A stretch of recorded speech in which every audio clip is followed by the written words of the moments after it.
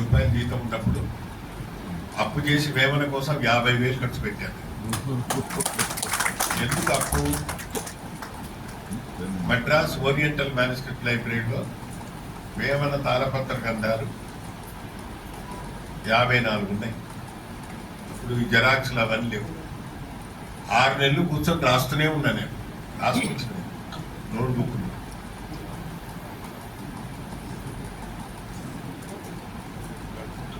నేను అదే విబీసీ గారు ఫిజికల్ వర్క్ చేతితో మన దేహంలో అన్నిటికంటే చాలా అందమైన అవయవాలు ఈ 2 చేతులే. ఇంత పెద్ద నాగరికతను సృష్టించింది ఈ 2 చేతులు. 6 నెలలు రాస్తుంటే ఏదో శక్తి ఈ చేతిలోంచి మెదడులోకి హృదయంలోకి పోయినట్టుగా ఫీల్ అయ్యాను నేను. 6 నెలలు, 26 ఏళ్ళు, 27 ఏళ్ళ కుర్రాడు.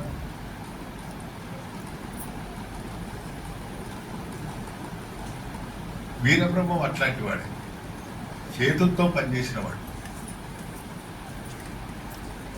మహిమలు అవన్నీ ఎక్కడి నుంచో రావు, చేతుల నుంచి వస్తాయి. చేతి వృత్తుల వాడత వడ్రంగి. దాని తర్వాత ఏం చేశాను నేను? వేమన వీరబ్రహ్మాన్ని కలిశాడని ఐతిహ్యం ఉంది. ఆయన 16వ శతాబ్దం అన్నాడు, కానీ నేను దాని గురించి 17వ శతాబ్దం 1652 నందన సంవత్సరం. సో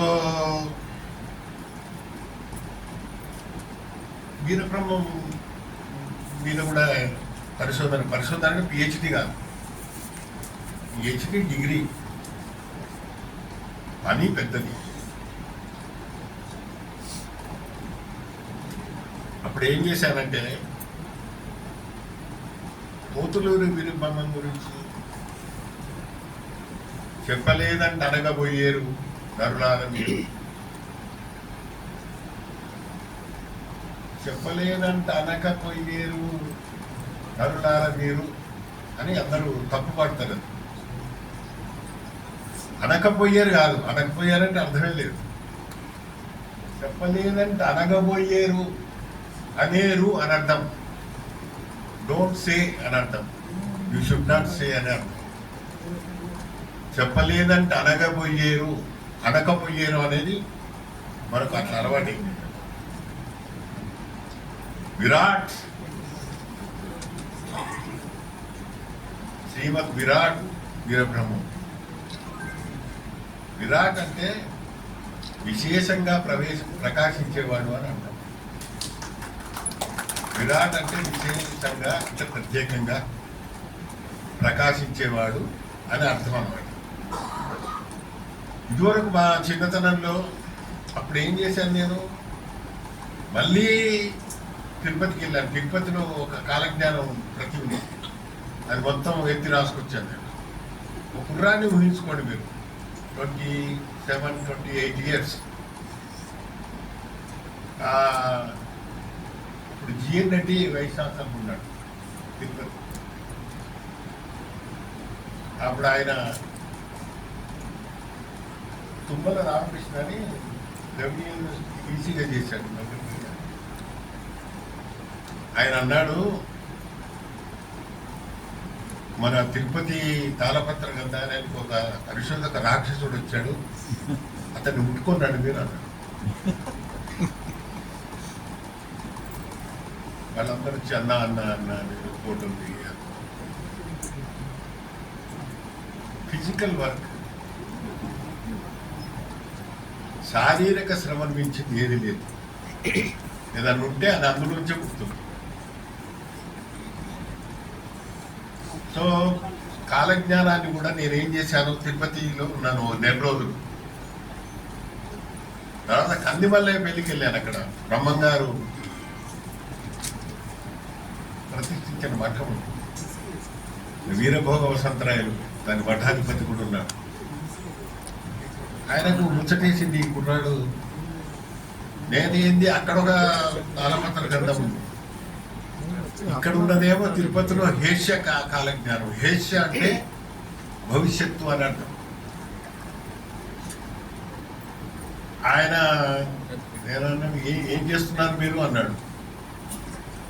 ఆయనకు ఆ ట్రెడిషనల్గా దర్పము అవన్నీ ఉన్నాయి. కుర్రాడు నా మొహం చూసి ఏం లేదు, ఆ తాళపత్ర గంధాన్ని ఒకసారి ముట్టుకొని పోదాం అనుకుంటున్నాను, దానికోసం ఇంత దూరం వచ్చారా మీరు అన్నాడు. ఆయన వరుసగా 2-3 రోజులు మాట్లాడాడు. అదొక అనుభూతి. జ్ఞానం ఎక్కడ ఉంటుంది? ఇది మనం అందరం చదువుకున్న చదువు వేరు, జ్ఞానం వేరు. చదువు అనేది స్కిల్. రామ్నగర్లో ఉన్నప్పుడు మా నిరంజనాచార్య తెలుసు. నేను ఈ బ్రహ్మంగారి తత్వాలు అందరూ పాడతారు కానీ వాటి అర్థాలు చాలా మందికి తెలియదు, నాకు కూడా తెలియదు. యూనివర్సిటీలో చదువుకున్న వాళ్ళకి తెలిసే జ్ఞానం కాదని. బ్రహ్మంగారి తత్వాలు, ఆ అనుభూతి ఇన్సైడర్స్ అంటారు వాళ్ళని. ఇన్సైడర్స్కు తెలిసి మాత్రమే తెలిసే మార్మిక పద్యాలు. ఇప్పుడు చెప్పలేదంటే అనకపోయేరు లాగా కొన్ని జనరేషన్స్ తప్పు పడుతూనే ఉన్నారు. అనగబోయేరు,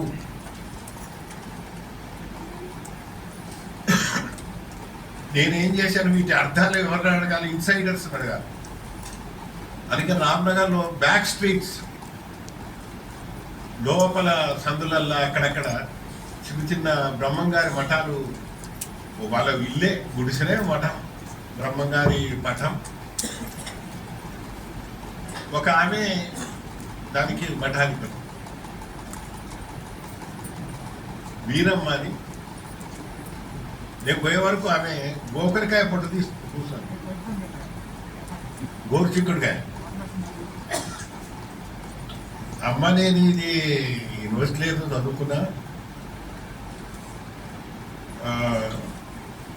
వీటికి అర్థమైతలేవు, ఇవి 7 గుర్రాలు ఏర్పడదు అంటే ఆమె ఇల్లిటరేటే. ఎంత జాగ్రత్తగా ఇల్లిటరేటే అన్నాను కానీ అజ్ఞాని అనలేదు. జ్ఞానం వేరు, లిటరేచర్ వేరు. మనకంటే మన తల్లిదండ్రులు ఇంకా జ్ఞానుడు, చేతులతో పనిచేసిన వాడు మనం. సో ఆమె ఏమందంటే గోరుచిక్కుడుగా చేస్తుంది. ఇట్లా అర్థం కానిది ఏముంది బిడ్డ అని గోకరకాయని ఇట్లా తీసింది. దానికి పొట్టు ఉంటుంది కదా, తీసి ఏమందంటే ఈ పొట్టు తీయకముందు ఇది 1, ఇప్పుడు ఇది 2 అంది. ఎంత పుస్తకం అంత మాట అది. తీయకముందు అద్వైతం ఒకటే, తీసిన తర్వాత ద్వైతం. నాకు ఆమె కాళ్ళకి దండం పెట్టి వచ్చిన మనం యూనివర్సిటీ చదవంతా కింద అయిందా ముందు. చదువు వేరు, జ్ఞానం వేరు. ఈ బ్రహ్మంగారి తత్వాలు ఇప్పుడు మెల్లమెల్లగా కొత్త జనరేషన్స్ వస్తున్నాయి. అప్పుడు చాలామంది రైళ్ళల్లో, జాతరలలో, సత్రాలలో ఈ తత్వాలు వాడే బిచ్చగాళ్ళు తారా బీటుకుంటూ వెళ్ళేవాళ్ళు ఉండేవాళ్ళు. ఫుట్పాత్ల మీద గుజిలి ప్రతుల్లో కూడా ఉండేది బ్రహ్మంగారి తత్వాలు. ఇవన్నీ ఆయనయేనా, వేరే వాళ్ళు వచ్చి చేరుతాయి.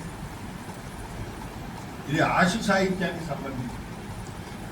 బ్రహ్మంగారి చదువు రాని వాడేం కాదు. ఇట్లాంటి వాళ్ళు బ్రహ్మంగారి సంప్రదాయాల్లో చాలా మంది ఉన్నారు.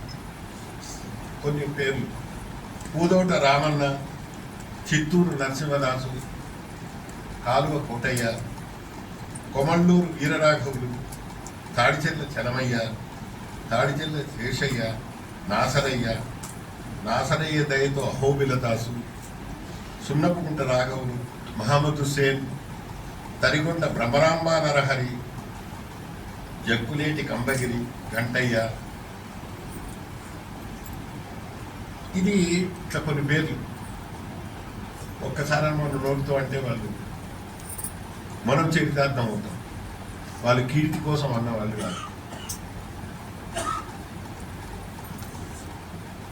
ఈ బ్రహ్మం గారి తత్వాలు లోకంలోనే కాకుండా కొన్ని పుస్తకాలు, సిద్ధబోధం అని ఆయన రాశాడు శిష్యుల కోసం, దూలింట్ల సిద్ధప్ప కోసం.